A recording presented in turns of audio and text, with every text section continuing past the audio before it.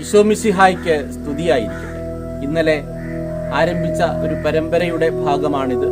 ഈ നോമ്പുകാലത്തിൽ വചനജീവിതം എന്ന വാട്സപ്പ് കൂട്ടായ്മയിൽ നിന്ന് ജിയോ കണ്ണംകുളം അച്ഛൻ്റെ നോമ്പുകാല ചിന്തകൾ നിങ്ങളുമായി പങ്കുവയ്ക്കുകയാണ്. ഇത് നോമ്പിൻ്റെ 2-ാം ദിവസത്തെ ചിന്തയാണ്. വിധിവാക്യങ്ങളും വിമർശനങ്ങളും എന്നതാണ് ഇന്നത്തെ ചിന്ത. ഒട്ടേറെ നന്മകളുടെ മരണങ്ങൾക്ക് വഴിതെളിക്കുന്ന മാരകമായ ആയുധമാണ് വിമർശനങ്ങളും വിധിവാക്യങ്ങളും.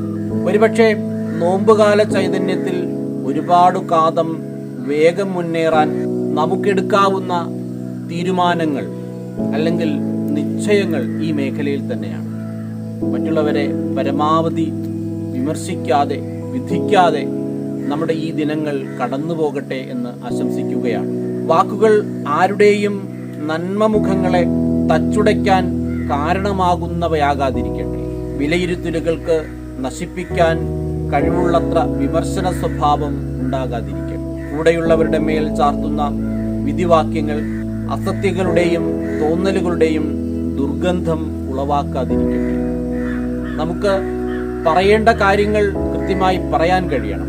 പക്ഷേ അതിന് വിമർശനത്തിന്റെ രൂപം പലപ്പോഴും ഉണ്ടാകുന്നു എന്നതാണ് ഏറെ ദുഃഖകരമായ കാര്യം.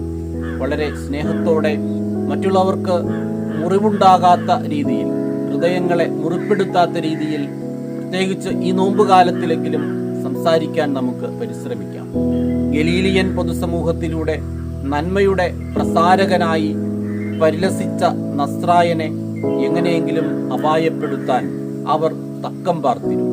ആ കാത്തിരിപ്പിന് കൊടിയ വിമർശനങ്ങളുടെ സ്വഭാവം ഉണ്ടായിരുന്നതിനാൽ സത്യം എവിടെ എന്നത് അവർക്ക് വിഷമമായിരുന്നില്ല. അവിടെ തിന്മയുടെ മുഖമുള്ള കുറേയധികം പേർ ഒന്നിച്ചുകൂടി. വെള്ളിക്കാശിന് വിലയിട്ട് അവർ അവനെ വിധിയാളന് മുന്നിലേക്ക് ആനയിച്ചു. തിന്മ ആരിൽ ആവസിക്കുന്നുവോ അവരും അവരുടെ പ്രവർത്തനങ്ങളും ഒട്ടേറെ നന്മകളുടെ മരണത്തിലേക്ക് വഴിതെളിക്കും. എന്നിൽ വിടരേണ്ടത് നോമ്പിന്റെ സുഹൃതങ്ങളാണ്. അവിടെ വിമർശനങ്ങളല്ല, വിട്ടുനിൽപ്പുകളല്ല, വിധിവാക്യങ്ങളല്ല.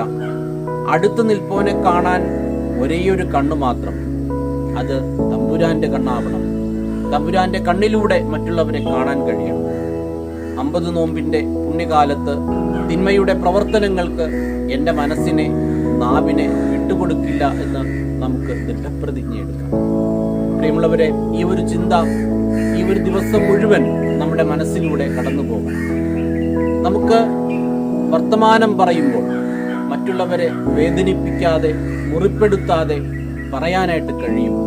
അതിന് നമുക്ക് പരിശ്രമിക്കാം, അതിനായി പ്രാർത്ഥിക്കാം.